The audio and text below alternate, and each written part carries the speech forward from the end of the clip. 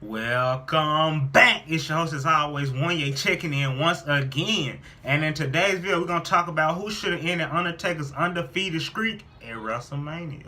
I always forget what WrestleMania Undertaker lost. It was either 30 or 31, or at least I try to forget what WrestleMania he lost at. And he lost to somebody like Brock Lesnar. Out of all the people on the roster, it was Brock Lesnar. And that's why, in my opinion, I think that Brock Lesnar been so dominant inside the ring, because he beat the Undertaker at WrestleMania. He was the first man to beat Undertaker at WrestleMania. So you gotta have some kind of momentum and boost to do that. You see, shortly after that, they let that sucker Roman Reigns beat my boy the Undertaker. Now, when Roman Reigns beat the Undertaker at WrestleMania, I wasn't no fan of Roman Reigns. I absolutely hated his guts. Because I was like, ain't no way they let two people beat my boy Undertaker. The first one's already a fluke. So you mean to tell me let this sucker beat the Undertaker at WrestleMania? But now, since I'm a big dog fan now, I'm kind of coping with, hey, I'm kind of cool with it right now. But Brock Lesnar, out of Brock Lesnar or Roman Reigns, if I had to choose one of those men to be the first and only man to defeat the Undertaker at WrestleMania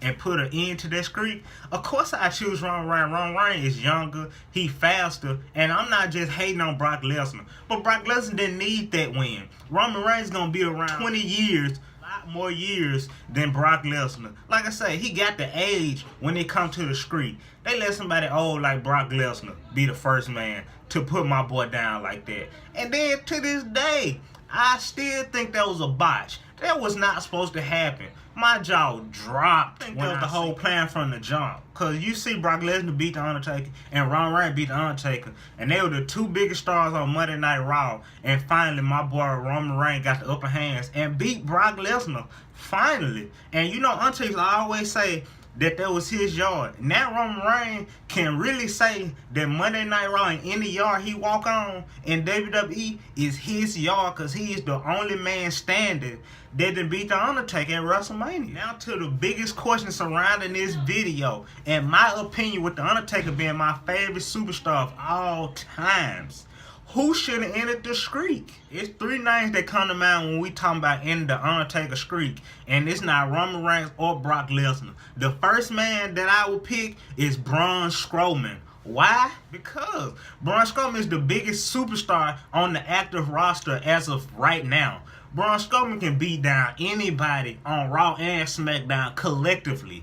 Braun Strowman can beat Roman Reigns, Brock Lesnar, anybody you line up, Braun Strowman will knock them down. And I can see Braun Strowman picking Undertaker up on his shoulder and putting him down for the 3 count. I'm talking about completely putting him down. And he sure enough gonna be putting that hat and that cape down for the count. Because after Braun Strowman got through giving that boy these hands, it was going to be all and over for that streak. You know, it's kind of hard for me to say that, considering that's my favorite superstar of all times. But the second man that comes to mind when you're talking about ending that WrestleMania streak, Randy Orton is the legend killer, the Viper, the apex predator.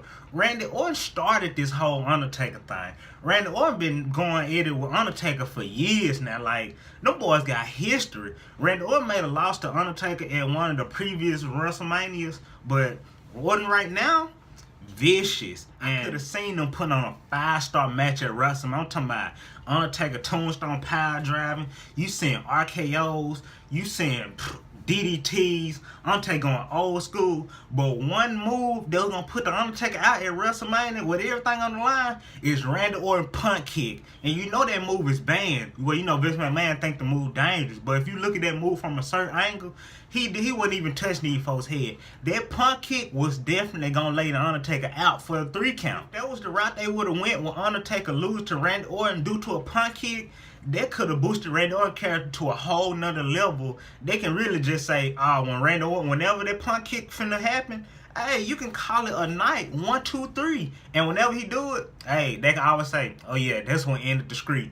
That punt kick, and you can call it a night. Third man that come to mind when it comes to the streak, his baby brother Kane. Why? It's Kane, for crying out loud.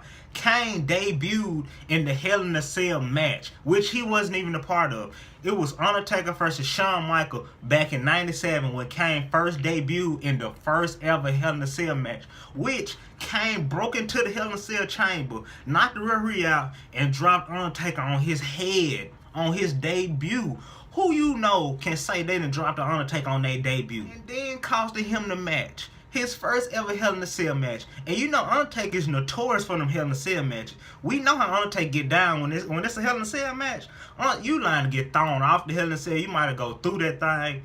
He might flip the cage upside down. You going through it some way or another. Born in 1998. I wish I was born in 1970 to see Undertaker get dropped on his shit like that. I wish. Side note to that. You see how Daniel Bryan and the Miz storyline went 8 years ago? Man, this whole storyline, they could have said this been going on for 20 years.